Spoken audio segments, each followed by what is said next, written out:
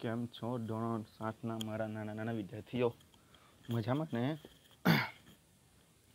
આપણે વિષય સામાજિક વિજ્ઞાન. હવે આપણે 1 થી 6 ચેપ્ટર જોઈ ગયા છે. આપણે સિલેબસ મુજબ ચાલીએ તો હવે પછી આવશે આપણું 9મું ચેપ્ટર, કારણ કે 7 અને 8મું ચેપ્ટર એ દિવાળી પછી છે. તો આપણે અત્યારે હાલ જોઈએ 9મું ચેપ્ટર. 7મું અને 8મું ચેપ્ટર હમણાં જોવાનું નથી. ચેપ્ટર 9, જેનું નામ છે, જો હેડિંગમાં તમને વંચાય છે, પૃથ્વીની આંતરિક રચના અને ભૂમિ સ્વરૂપો. હવે પહેલાં હેડિંગને સમજો.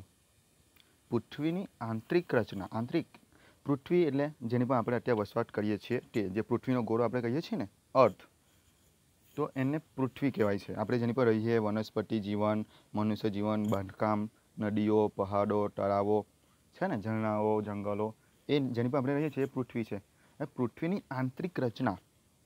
આંતરિક રચના એટલે કે પૃથ્વીની અંદરનો ભાગ, બાહ્યની. બાહ્ય પર આપણે આવીએ, પૃથ્વીને બાહ્ય રચના પણ આપણે આવીએ, કે જે ઉપર જે આપણે વસવાટ કરીએ છીએ તે. પરંતુ તો પૃથ્વીની આંતરિક રચના એટલે કે આંતરિક એટલે પૃથ્વીની અંદરનો ભાગ, જેની પર આપણે વસવાટ કરીએ છીએ, ઉભેલા છે, એ પૃથ્વીને અંદર. તો અંદર શું આવેલું છે ને, એ પૃથ્વી કઈ રીતે બનેલી છે, એની અંદર એવા કયા કયા તત્વો આવેલા છે કે જેના કારણે પૃથ્વી સપાટી આટલા લાખો વર્ષોથી ટકેલી છે. તે ઉપરાંત પૃથ્વીની અંદર એવું તો શું છે જે આંતરિક રચના, જેની અંદર ખડકો, લાવા, જમીન, ખનિજો, કુદરતી ગેસ, એવું કેટલા પ્રકારના તત્વો આપણી પૃથ્વીની અંદર, આંતરિક જે ભાગ કહેવાય ને, એની અંદર આવેલા છે. હવે આપણે જે હેડિંગ જોયા છે, પૃથ્વીની આંતરિક રચના, એનો મેં તમને ખ્યાલ આપ્યો કે એની અંદર શું આવશે, આપણે જોવાનું બાકી છે. અને ભૂમિ સ્વરૂપો. ભૂમિ સ્વરૂપો કે એની ઉપરનો ભાગ, એની ઉપરનો ભાગ, તો કેવા પ્રકારની જમીન બનેલી છે એ, તો એના વિશે આપણે માહિતી મેળવીશું. શરૂઆત કરીએ આપણે આપણા ચેપ્ટરની. તો આપણી જે પૃથ્વી છે ને, એક એવો ગ્રહ છે કે જે આખા સૌરમંડળમાં માત્ર ને માત્ર આ પૃથ્વી પર જ દરેક પ્રકારના જીવજંતુથી લઈને વાતાવરણ, ઓક્સિજન, એવું જે મનુષ્યને જીવંત રાખે છે, એ દરેક તત્વો આપણી પૃથ્વી પર જોવા મળે છે, કે જેના પર જીવન એટલે કે વિકસિત થયેલું છે આપણી પૃથ્વી પર. આપણા સૌરમંડળમાં જે 9 ગ્રહો છે, એ 9 ગ્રહોમાંથી કોઈ પણ ગ્રહ પર આપણી પૃથ્વી જેવું કોઈ માનવ વસવાટ અથવા વાતાવરણ આવેલું નથી. એવું કહેવાય છે કે અન્ય અવકાશી ગ્રહોની જેમ જ પૃથ્વીનો આકાર પણ ગોળાકાર છે. ગોળાકાર એટલે કે ગોળ છે.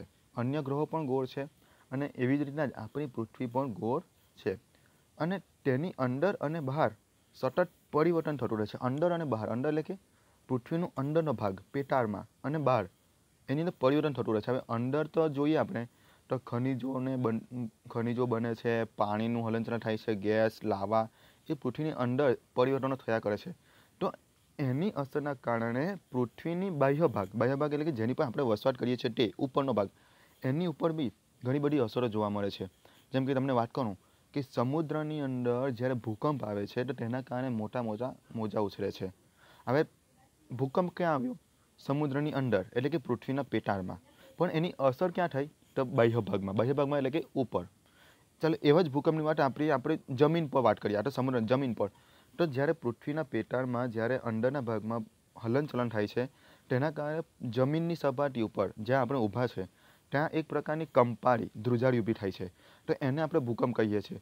તો તમે વિચાર કરો કે પૃથ્વીના પેટાળમાં થયેલા હલનચલનના કારણે આપણને જે પૃથ્વી સપાટી પર જે અસર વર્તાય છે, એ એક બાહ્ય પરિવર્તન કહેવાય છે. શું કહેવાય છે? બાહ્ય.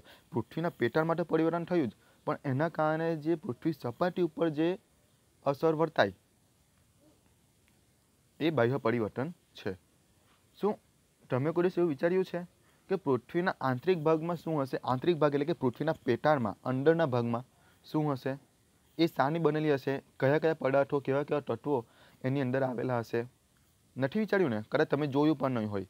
તો ચાલો હવે આપણે એના વિશે આગળ વાત કરીએ. તો તમારી નોટમાં હેડિંગ મારો. શું મારવાનું છે? પૃથ્વીનો આંતરિક ભાગ કે ભૂગર્ભ. ભૂગર્ભ એટલે કે અંદરનો ભાગ, જ્યાં આપણે ઉભેલા છે તેની અંદર એકદમ નીચે આંતરિક ભાગ. આંતરિક એટલે કે અંદર. તો એના વિશે આપણે જોઈએ. તમે ડુંગળી જોઈ છે? ડુંગળી એટલે કે કાંદો, જેને આપણે પ્યાજ પણ કહીએ છીએ. તો તમે કાંદો છોલો તો કેવું એક પછી એક પડ નીકળે એની અંદરથી. તો જે એક કાંદો છે તમે એને છોલો એટલે એક પછી એક એની અંદર પડ નીકળે છે, ખબર છે ને. અને પડ નીકળતી જાય તેમ તેમ કાંદો નાનો થતો જાય, એટલે કે એનો અંદરનો ભાગ આપણને જોવા મળે છે.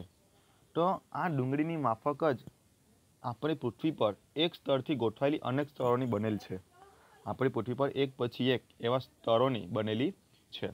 અંદર તમને ચિત્રમાં દેખાય છે, જુઓ એક એક પછી એક એવા સ્તર આવેલા છે, દેખાય છે.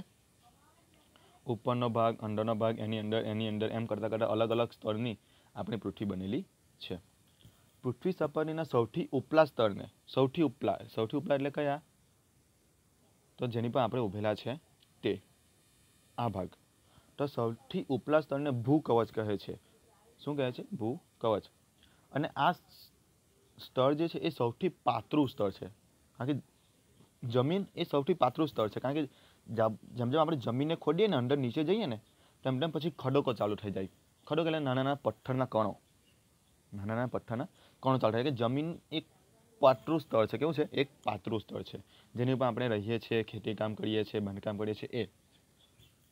એ ભૂમિખંડ પર આશરે 35 કિલોમીટર સુધી હોય છે. એટલે કે પૃથ્વી ઉપર આ સ્તર કયું? જમીનનું સ્તર, જેને આપણે ભૂકવચ કહીએ છીએ, એ કેટલા કિલોમીટર સુધી? 35 કિલોમીટર. 35 કિલોમીટર કે પૃથ્વીની અંદર 35 કિલોમીટર સુધી એ જમીન વિસ્તરેલી હોય છે. ભૂમિખંડની સપાટી ખાસ કરીને, એટલે કે ભૂમિખંડની સપાટી, આ જે ઉપરનો જે 35 કિલોમીટરનું જે પડ છે ને પૃથ્વી સપાટીનું, એ ખાસ કરીને શાનું બનેલું હોય છે? સિલિકા અને એલ્યુમિનાના. શાનું? સિલિકા અને એલ્યુમિનિયમના બનેલા, એટલે કે ખનિજોનું બનેલું હોય છે આ સ્તર. એટલે તમે ખોદકામ કરો તો અંદરથી આવું સિલિકા અને એલ્યુમિનિયમ એવા ખનિજો પણ આપણને મળે છે. તેથી તેને સિયાલ શું કહે? સિયાલ કહેવામાં આવે છે. સિયાલ એટલે કે સીનો સિલિકા તથા એલનો એલ્યુમિના એટલે કે સિયાલ કહેવામાં આવે છે. હવે આગળ વાત કરીએ તો જે મહાસાગરો છે, આપણે જમીનનો વિસ્તાર તો છે જ પૃથ્વી સપાટી પર જમીનનો વિસ્તાર તો છે જ. તમને જમીન વિસ્તારની વાત કરું તો તમે ધોરણ 6 ની અંદર પૃથ્વીના આવરણો જોઈ ગયા. મૃદાવરણ, જલાવરણ જોયું ને.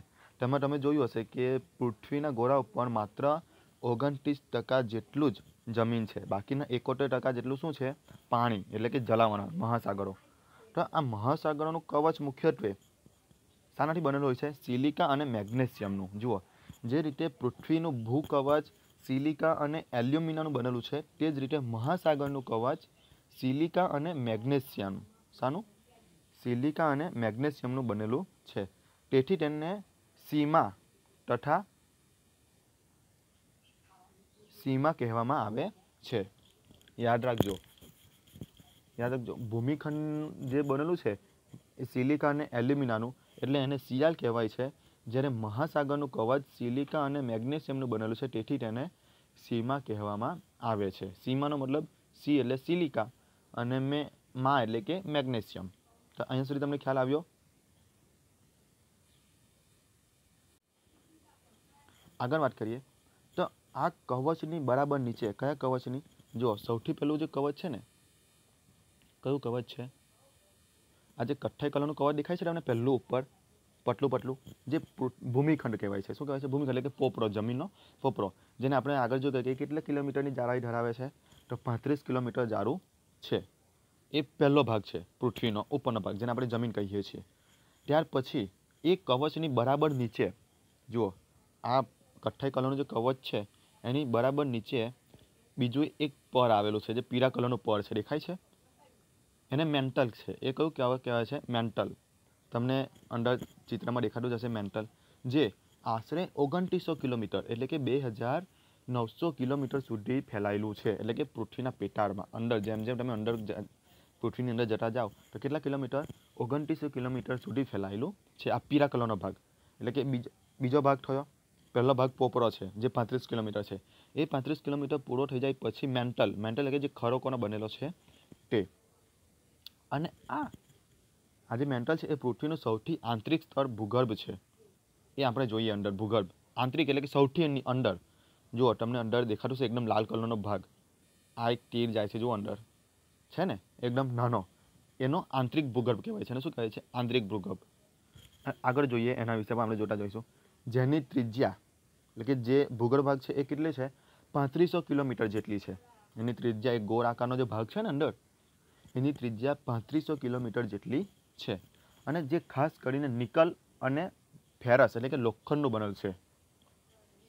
આજે મેં બીજા નંબરની લાઈન કરીને જે પૃથ્વીનો આંતરિક ભાગ છે એ 3500 કિલોમીટર જેટલું છે, એ ત્રિજ્યા ધરાવે છે. અને એ ખાસ કરીને નિકલ એક પ્રકારનું ખનિજ છે અને લોખંડનું બનેલું છે કે ત્યાં સુધી હજુ કોઈ પહોંચી શક્યું નથી કારણ કે એ ખૂબ જ અંદર છે, હજારો કિલોમીટર જેટલું અંદર છે. તથા તેને નિફે કહે છે. જુઓ, નિફે કેમ કહેવાય છે? નિફે એટલે નિકલ અને ફેરસ. ફેરસનું નામ છે લોખંડ. જુઓ, આર્યું અંદર આપેલું છે, નિકલ અને ફેરસ. તો પૃથ્વીના આંતરિક ભાગ છે એને નિફે કહેવાય છે. નિફેનો મતલબ નિકલ અને ફે એટલે ફેરસ કહે છે. હવે આગળ વાત કરીએ તો કેન્દ્રીય ભૂગર્ભમાં, કેન્દ્ર એટલે કે જે આજે એકદમ અંદરનો જે ભૂગર્ભનો ભાગ છે, આજે અંદર નાનું ગોળ રાઉન્ડ છે, તમને દેખાતું હશે અંદર, એ કેન્દ્રીય ભૂગર્ભ કહેવાય છે કારણ કે વચ્ચે એકદમ પૃથ્વીના અંદર પેટાળમાં આવેલું છે, એકદમ વચ્ચેના. એમાં તાપમાન, દબાણ અને પદાર્થોની ઘનતા ખૂબ જ વધુ હોય છે. તાપમાન કારણ કે પૃથ્વીની અંદર ના તો કોઈ પવન આવે, ના કોઈ વૃક્ષો છે, તો એટલા માટે ત્યાં તાપમાન કેવું છે? ખૂબ જ વધુ છે, એટલે કે ગરમી ખૂબ જ વધુ છે. અને દબાણ પણ વધારે છે. દબાણ કેમ વધારે છે? કારણ કે અંદર છે સૌથી નીચે, તો ઉપરના બધા જ પરોનું દબાણ એની પર પડે છે. અને પદાર્થોની ઘનતા પણ ખૂબ જ વધુ હોય છે. તો આ રીતે પૃથ્વીની રચના થયેલી છે. તો જુઓ, એના આપણે દરેકે દરેક પળની વાત કરીએ કે કયા કયા પળનું બનેલું છે. તો સૌપ્રથમ પહેલું પળ પૃથ્વીનો પોપરો દેખાય છે, કથ્થાઈ કલરનો. ત્યાર પછી પીળા કલરનો ભાગ જે છે એ મેન્ટલ છે. શું છે? મેન્ટલ. ત્યાર પછી કેસરી કલરનો એક ભાગ છે મેન્ટલ પછી, જે છે બાહ્ય ભૂગર્ભ. કયો ભાગ છે? બાહ્ય ભૂગર્ભ. અને એની નીચે એકદમ છેલ્લે અંદર પૃથ્વીના પેટાળમાં આંતરિક ભૂગર્ભ. એવા આ રીતે પૃથ્વીના સ્તર આવેલા છે.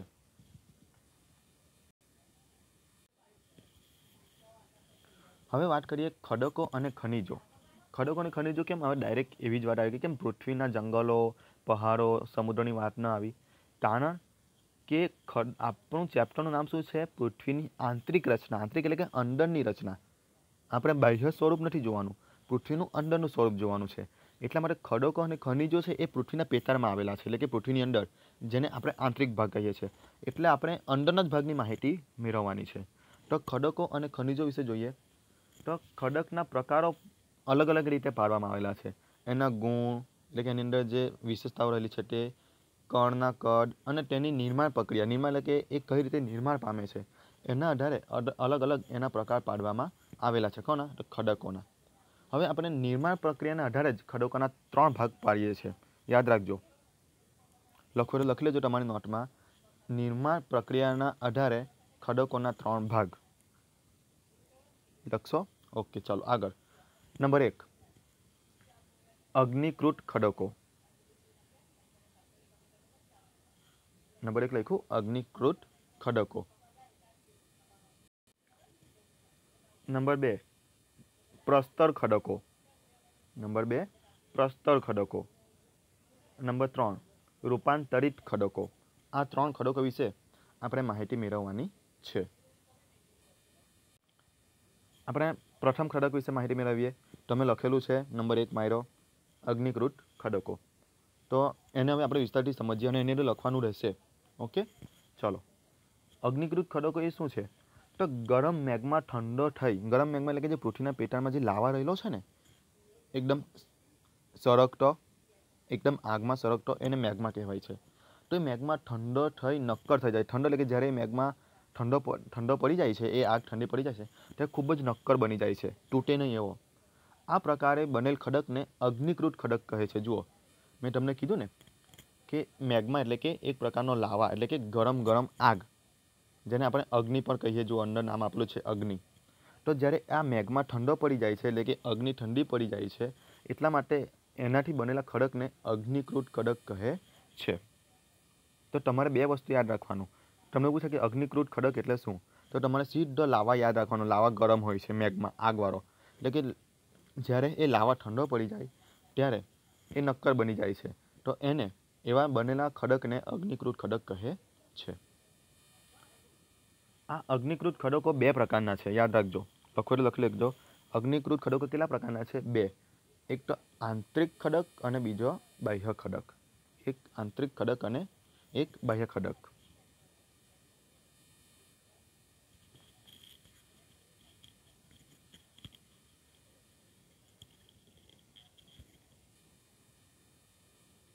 હવે આગળ વધીએ. તમે જ્વાળામુખી નામ સાંભળ્યું છે? જ્વાળામુખી શું છે? તો તમને હમણાં સમજાવી દઉં જ્વાળામુખી એટલે શું છે, તમને ખ્યાલ આવી જશે. પૃથ્વીના પેટાળમાં જે મેઘમાં રહેલો છે લાવા, એ બહાર નીકળવા માટે પ્રયત્ન કરે છે. હવે તમને એક સાદું સિમ્પલ ઉદાહરણ આપું. આપણી જમીન છે ઉપર, એને આપણે ખોદીએ. તો તમે કહો ખોદીએ એટલે પાણી નીકળી આવે છે. તમને ખ્યાલ હશે જ, ખોદીએ એટલે પાણી નીકળી આવે, જમીન થોડાક અંદર જાય એટલે. તો એની નીચે ખડકો આવેલા છે, એની નીચે કુદરતી ગેસ આવેલો છે, પછી એની નીચે એ રીતના અલગ અલગ પ્રકારના ખડકો જમીન બનેલી છે અને લાવા આવેલો છે. હવે તમને વાત કરું તો જમીનની અંદર જે લાવા રહેલો છે ને એ ગરમ તો એના કારણે જે એની ઉપર ખડકોમાં જે જમીનમાં જે પાણી રહેલું છે ને એ ગરમ થાય છે. હવે એ લાવાના કારણે પાણી ગરમ થાય એટલે તમને ખબર છે કે પાણીમાંથી શું બને છે? વરાળ. હવે વરાળ બહાર નીકળવા માટે પ્રયત્ન કરે છે, કે આ જમીનની ઉપર બહાર નીકળવા માટે પ્રયત્ન કરે છે અંદર પેટાળમાંથી. પરંતુ બહાર નીકળવા માટે એને કોઈ રસ્તો નથી મળતો. છે પૃથ્વીમાં કોઈ એવું કાણું કે જેમાંથી વરાળ બહાર નીકળે? નથી ને. તો એ લાવાના કારણે જે પાણીની વરાળ બને છે એ બહાર નીકળવા માટે પ્રયત્ન કરે છે, પરંતુ કોઈ રસ્તો ન હોવાથી અચાનક જમીનમાંથી ફાટી નીકળે છે. એ અચાનક ફાટી નીકળે છે. ફાટી નીકળે એટલે એની સાથે સાથે જમીનની અંદર રહેલો લાવા પણ એમ એક વિસ્ફોટની સાથે જમીનની સપાટી પર બહાર નીકળી આવે છે, જેને જ્વાળામુખી આપણે કહીએ છીએ. જેને આપણે શું કહીએ? જ્વાળામુખી. ચાલો સાદું સિમ્પલ ઉદાહરણ આપું તમને બીજું. તમારા ઘરમાં કુકર છે ને? કુકર. આ કુકરની અંદર તમે કંઈ બનાવવા માટે મૂકો, કંઈ બાફવા માટે મૂકો, ગેસ પર મૂકેલું છે. ચલો ઓકે. એની અંદર તમે પાણી નાખો છો ને. હવે જ્યારે ગેસ પર મૂકો અંદર સળગતો હોય તો કુકરની અંદર વરાળ બને છે અને વરાળ બહાર નીકળવા માટે એક રસ્તો આપેલો છે. શું આપેલું છે? સીટી, કે જેમાંથી એની વરાળ બહાર નીકળે છે. ઓકે, અહીંયા સુધી તમને ખ્યાલ આવી ગયો. પણ જો સીટી ન હોય એટલે કે વરાળને બહાર નીકળવા માટેનો રસ્તો ન મળે તો પછી શું થશે? કુકર ફાટશે. કુકર ફાટે. તો આપણી પૃથ્વીનું પણ આવું જ છે કે જ્યારે પૃથ્વીના પેટામાં રહેલી વરાળ બહાર ન નીકળે તો એ અચાનક બહાર નીકળી આવે છે, એટલે કે પૃથ્વી ફાટે છે, જેને આપણે જ્વાળામુખી નામ આપ્યું. તો અહીંયા સુધી તમને ખ્યાલ આવી ગયો કે જ્વાળામુખી એટલે શું. વાસ્તવમાં આગની જેમ લાલ ચોર પ્રવાહી એટલે કે વાસ્તવમાં એટલે કે રિયલમાં શું થાય છે? પૃથ્વીની અંદર રહેલો લાલ ચોર પ્રવાહી, જેને આપણે મેગ્મા કહીએ છીએ, કે જે લાવા પણ છે, જે પૃથ્વીના અંદરના ભાગમાંથી બહાર પૃથ્વીની સપાટી પર નીકળી આવે છે જ્વાળામુખી તરીકે. જ્યારે આ લાવા પ્રવાહી સ્વરૂપે પાણીની જેમ વહે છે. કોની જેમ? જે રીતે નદીમાં પાણી કેવું વહે તે રીતે લાવા પણ વહે છે. લાવા પૃથ્વીની સપાટી પર બહાર આવે છે અને તે ઝડપથી ઠંડા થઈ નક્કર બને છે. કારણ કે પૃથ્વી સપાટી પર પછી વાતાવરણ ઠંડુ છે ને આપણી ઉપર, તો એને ઠંડક મળે છે. એટલા માટે જે લાવા છે એ પૃથ્વી સપાટી આવ્યા પછી ઠંડુ પડી જાય છે અને એકદમ નક્કર પથ્થર જેવા બની જાય છે. ભૂકવચ પર જોવા મળતા, ભૂકવચ એટલે કે આપણી જમીન ઉપર જોવા મળતા આવા ખડકોને બાહ્ય અગ્નિકૃત ખડકો કહે છે. જુઓ, આપણે અગ્નિકૃત ખડકોના 2 પ્રકાર જોઈએ, એક આંતરિક ખડક અને બાહ્ય ખડક. તો આંતરિક ખડક એટલે કે એ જે લાવા પૃથ્વીના પેટામાં રહેલો છે તે આંતરિક ખડક કહેવાય, અને એ લાવા જ્યારે બહાર નીકળી આવે છે ત્યારે એને બાહ્ય ખડક કહે છે. તેની સંરચના ખૂબ નાની દાણાદાર હોય છે. કે એકદમ એક ઉદાહરણ આપું તો બેસાલ્ટ એક એવા પ્રકારનું ખનિજ. અને આ જે પ્રવાહી છે એટલે કે મેગ્મા ક્યારેક ભૂકવચની અંદર ઊંડાઈએ જ ઠરી જાય છે, એટલે કે પૃથ્વીના પેટાળમાં જ અમુક વાર એ ઠરી જાય છે, એટલે કે બહાર નીકળી શકતો નથી. આ પ્રકારે બનેલા ખડકોને એટલે કે જે બહાર નીકળીને જે નક્કર ખડકો બની ગયા ને ઠંડા પડીને, એને બાહ્ય ખડક વિશે માહિતી મેળવી કે જ્યારે પૃથ્વીની સપાટી પર લાવા બહાર આવી જાય છે અને ઠંડો પડી જાય છે ત્યારે એને બાહ્ય ખડક કહે છે. પરંતુ એ બહાર નીકળ્યા વગર એટલે કે પૃથ્વીના પેટાળમાં જ અંદર ઠંડો પડી જાય તેને આંતરિક અગ્નિકૃત ખડક કહે છે. ધીરે ધીરે આ જે લાવા છે એ ઠરે તો તેના કારણે મોટા દાણાનું સ્વરૂપ ધારણ કરે છે, એટલે કે મોટા ખડકોનું સ્વરૂપ ધારણ કરે છે અને એમાંથી ગ્રેનાઇટ બને છે. શું બને છે? ગ્રેનાઇટ ખડકો.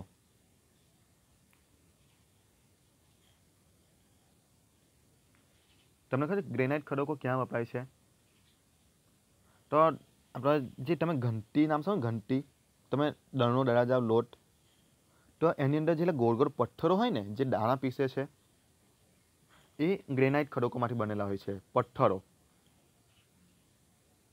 પછી મસાલાને પીસવા માટેના પથ્થરો ખબર, મસાલાને પીસે એટલે ખબર ગોળ પથ્થર હોય તેની પર ગોળ ગોળ ફેરવે એટલે મસાલા પીસે ગોળ ગોળ ફેરવીને પથ્થરની ઉપર, એ પણ ગ્રેનાઇટ પથ્થરોમાંથી જ બનેલા હોય છે.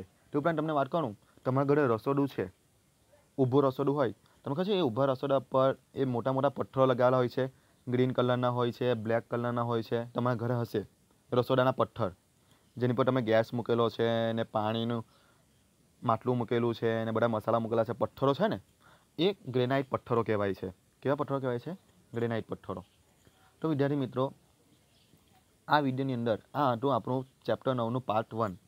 હવે આવશે પાર્ટ 2. અહીંયા આગળ આપણે પાર્ટ 1 પૂરું કરીએ છીએ. એટલે કહેવાનો મતલબ, આ વિડીયોની અંદર તમને મેં પૃથ્વીની આંતરિક રચના સમજાવી અને પૃથ્વીની આંતરિક રચનાની અંદર આપણે ખડકો જોયા.